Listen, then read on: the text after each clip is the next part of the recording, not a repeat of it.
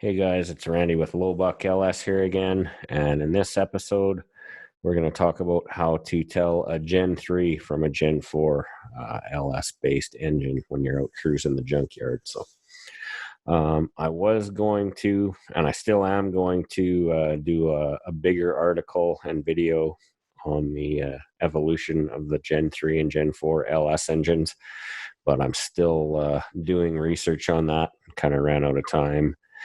And I still want to be consistent and put out a video, an article every week. So I thought I'd do a quick one on how to tell the Gen 3 from the Gen 4. So I'm also trying out a new recording setup here. I got a new podcast microphone here, so hopefully the audio will be decent. And I'm using Zoom to record this. So because I did an article on this topic on my website, and it's got a bunch of pictures and stuff. So I want to be able to share my screen, and I usually use Camtasia for recording the screen when I'm working on HP tuners and stuff. But if I do that, I can't see myself on the screen. So I'm going to try. Let's see if this works here. I'm going to go share screen. Okay, so the easiest way to tell a Gen 3 from a Gen 4 engine is if the engine is still in the vehicle it came in. You can look at the 8th digit of the VIN number. And here is a picture of the VIN of my truck behind me here. It's just the sticker that's inside the door. And so you can see I've got the 8th digit, or letter in this case, circled in red. It's a T. So if you go down a little further, and I'll put a link to this article in the description of the video, but I've got this table here. And so for 8th digit of T, we can see that the engine in my truck is a 5.3 liter LM7 engine. And I put another table in here for the Gen 4 engines as well. But if you don't have the VIN, like if you just walk into the junkyard and see an LS engine sitting on a pallet or something, there are a few ways you can visually tell if it's a Gen 3 or a Gen 4. First thing I look at is if it's got a throttle cable on it. Like this is a picture of my truck under the hood here. You can see the throttle cables going to the throttle body. That means it's a drive-by cable and not a drive-by wire. And that means it is a Gen 3. So basically all LS engines that have a throttle cable are Gen 3, but the opposite isn't necessarily true. Like just because it's drive-by wire doesn't mean it's a Gen 4. So, but if it's got the throttle cable, that guarantees it's a Gen 3. The next thing you can look at for a clue, and I also wanted to point out these images and stuff down here I got from the help section of Summit Racing. So there's a link in the article here that shows where I got these images and stuff from. But if you look at the front of the engine, the timing cover, if it has no pickups or anything on it and looks like this, it's a Gen 3 engine.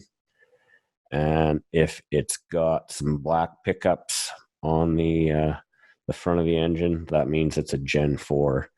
And I think if it's got the two pickups or sensors like this and this weird cover in the middle here, that means it's got variable valve timing. So that's one of the things I'm going to cover in the next episode, is because a lot of these, especially the Gen 4 engines, some of them have active fuel management or the displacement on demand or variable valve timing, and those are two different things. So that's all stuff I'm going to go into detail in the next video. The next thing you can look at for a clue is the intake manifold. And if it's low and rounded and smooth like this, that's a car manifold. And if it's about 3 inches taller and it might even still have the Vortex plastic cover covering all this stuff up. Or if it's more boxy like this and has all these ribs and hoses and stuff on the top, that means it's a truck manifold. So yeah, now you should know whether it's a Gen 3 or Gen 4 and whether it's a car or truck engine. The next thing you want to look at is whether the block is iron or aluminum, and you can tell that by using a magnet. A magnet will stick to an iron block but won't stick to an aluminum block.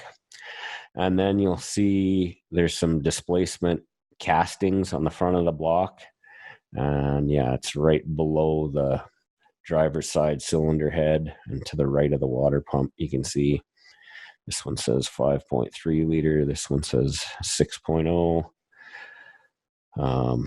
And most of the Gen 3s anyways have it's the same block for the 4.8 and the 5.3, just the pistons are different and the stroke is shorter on the 4.8.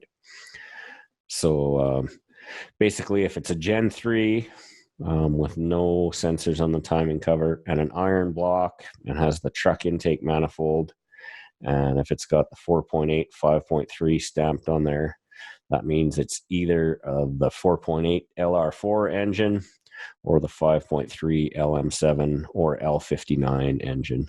And the L59 is just the flex fuel version of the LM7 like I have in my truck. But unfortunately, there's no easy way to tell from the outside of the engine whether it's a 4.8 or a 5.3.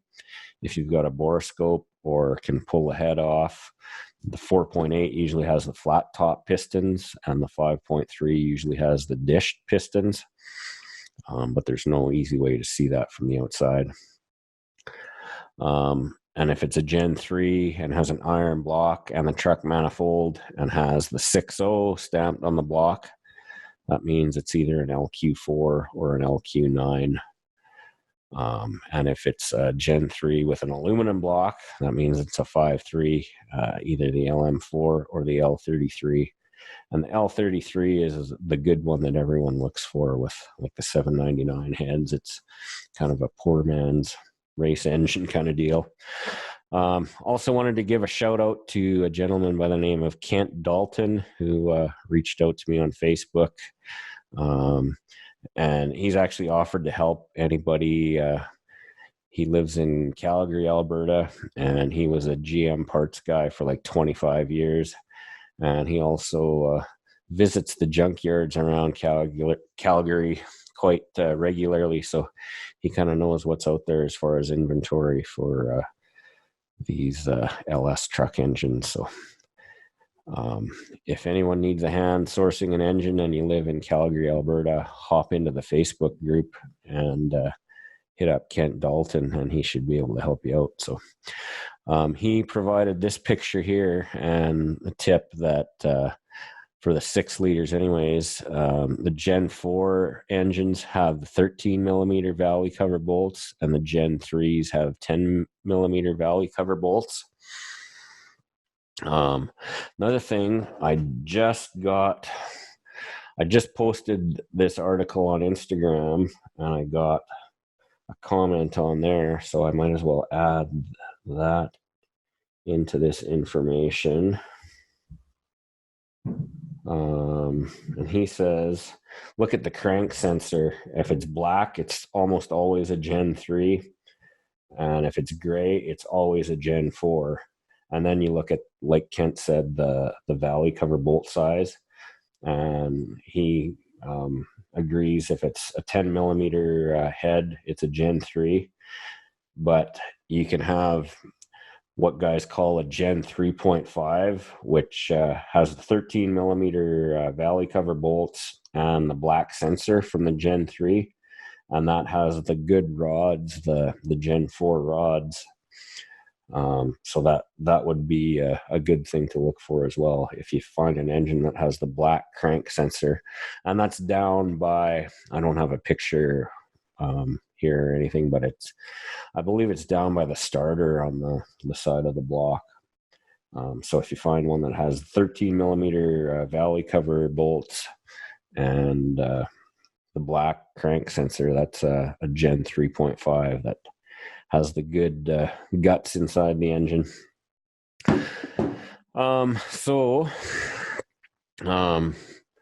That covers the Gen 3 engines. If it's Gen 4, there's a lot more options as to what it could be. So that's kind of what we'll cover in the next article. Like I said, some of them have variable valve timing and that displacement on demand and all that. So we'll cover all that next week. But for now, this should be a quick and dirty way of identifying whether you're looking at a Gen 3 or a Gen 4. So next time, these are some of the stuff I want to cover in the next episode or article. Which ones came with drive-by cable, which ones came with drive-by-wire, which ones have 24X reluctor wheels, which ones have 58X reluctor wheels, which ones have flex fuel, which ones have the active fuel management or displacement on demand, which ones have variable valve timing, what the difference is between active fuel management, displacement on demand, and variable valve timing, which ones use return style fuel systems, which ones are returnless, which ones had iron blocks, which ones had aluminum blocks. We kind of covered that for the Gen 3 stuff, but I'll dive into the Gen 4 next episode. And then I want to touch on cylinder heads. Some are more desirable than others. I know the 799s and the 243s are ones that guys look for a lot, but we'll tell you which ones are good and which ones to stay away from. And in general, which engines make for awesome LS swap candidates or turbo projects and which ones to stay away from. So that's going to be about it for this one. Make sure to go check out the website. Follow me on Instagram, LowbuckLS. Facebook, you can join our Facebook group there.